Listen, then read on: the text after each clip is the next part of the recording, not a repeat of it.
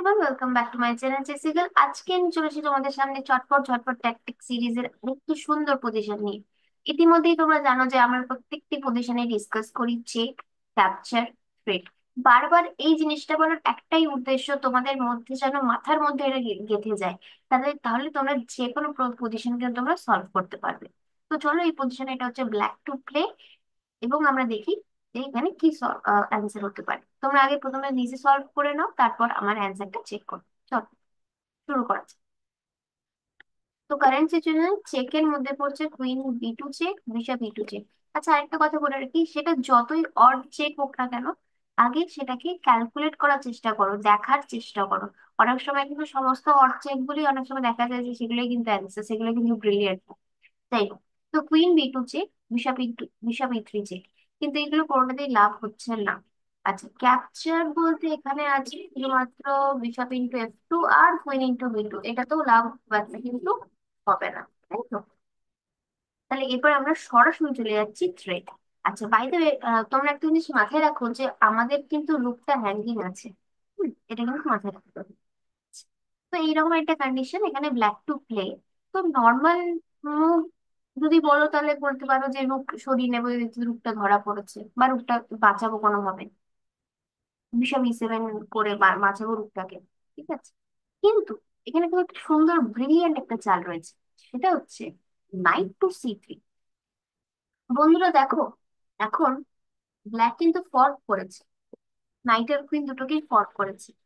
এইবার যদি white bishop into রুক করে, হোয়াইট ভাবতেই পারে যে তুমিও নাইট দিয়ে কুইন খাবে, দেন হোয়াইটও নাইট বিশপ দিয়ে কুইন খাবে। কিন্তু বন্ধুরা একটা জিনিস দেখো, নাইট দিয়ে কুইনকে আমরা কিন্তু চেক দিচ্ছি, ঠিক আছে?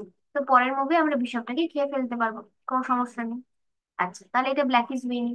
আচ্ছা, যদি হোয়াইট ভাবে ওকে আমাদের ফর্ক করেছে, তো তাহলে আমি আগে রুক দিয়ে রুকটা মেরে দিই, যাতে হোয়াইট যদি রুক দিয়ে রুক মারে তখন সে না হয় কুইনটা বাঁচিয়ে নেবে।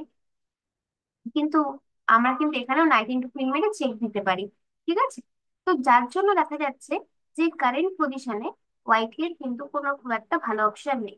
যদি হোয়াইট কুইন সরায়, তখন তো আমরা রুকই মেরে দেবো, ঠিক আছে?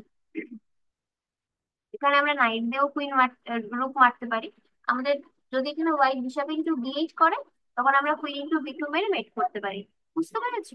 তো এই কারণের জন্য এখানে হোয়াইট দেখছে ঠিক আছে, আমার যখন কুইন আর রুক ফর্ক হয়ে গেছে, আমি একটা কাজ করি, পন দিয়ে নাইট মেরে।